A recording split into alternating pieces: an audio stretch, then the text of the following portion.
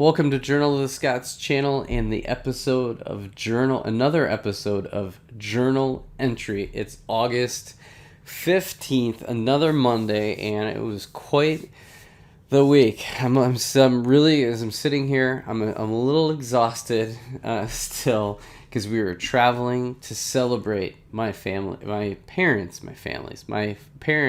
50th wedding anniversary. So that's really the headline for the week.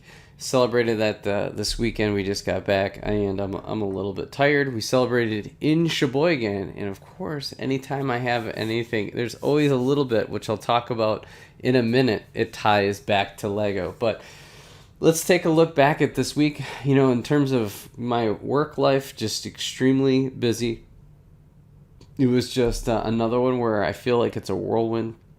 Time is flying. We're really getting back to school. It's again onboarding new employees. There's just a ton, just nonstop at work, which is great. In terms of Lego, last week was kind of a banner week in terms of content, and I feel like as I get back to fall, things are starting to kind of roll and fall into place. The more building you do, the more fun it is to make videos and kind of put that out there in the digital world. So this week it was really funny when I dropped what I coined as the butthole koala, and I don't know if people are clicking on it just because I labeled it butthole koala, but that video was pretty fun to make, and it was pretty funny building with my son on one of my days off the week prior. So that dropped.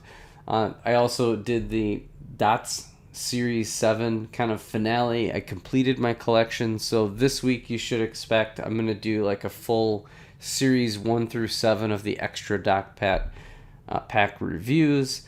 Then just this week I was able to build, this is one of the longest naming sets, and it's been in my backlog for at least 2 years now, maybe, something like that. It's the Hungarian Horn-Tailed Tri-Wizard Challenge. Don't ask me anything about the movie it was in, or whether, I don't know anything about Harry Potter. I think when I was actually doing the video, I didn't even know their names. It was pretty bad. So bear with me. There's a really fun build video that I'm posting this week, and then you won't see the actual review for the set itself. Although from a Harry Potter perspective, I'm probably the last person to do a review. But I don't know if I've talked about this before. One of the reasons I do reviews is to learn about the sets themselves. I think for me, it's become part of the build experience, where I build it and then I do a review, and then sometimes as I'm reviewing it, you kind of learn some different things about it, right?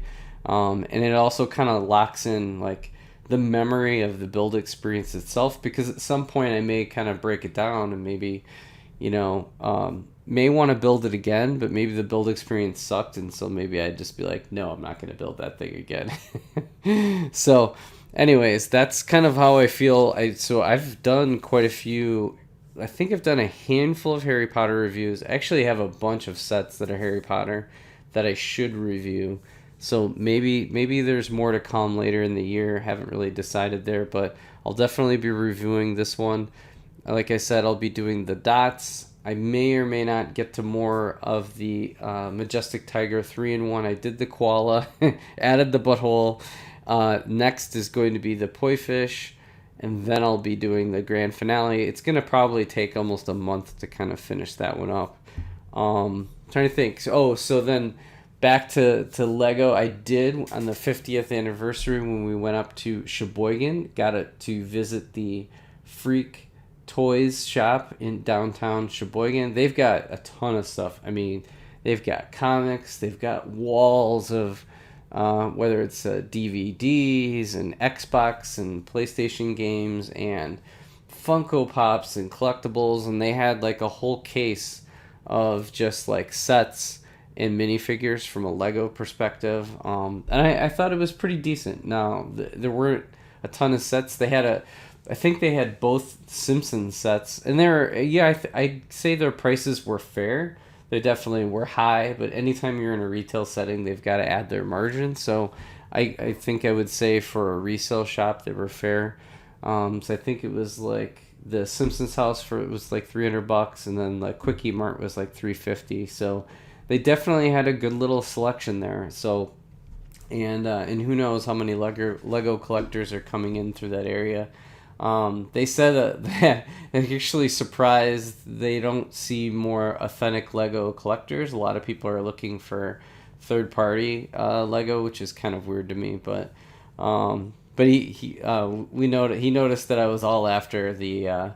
There was a section of Star Wars minifigures, so that video will be not this week, but the following week. So stay tuned for that.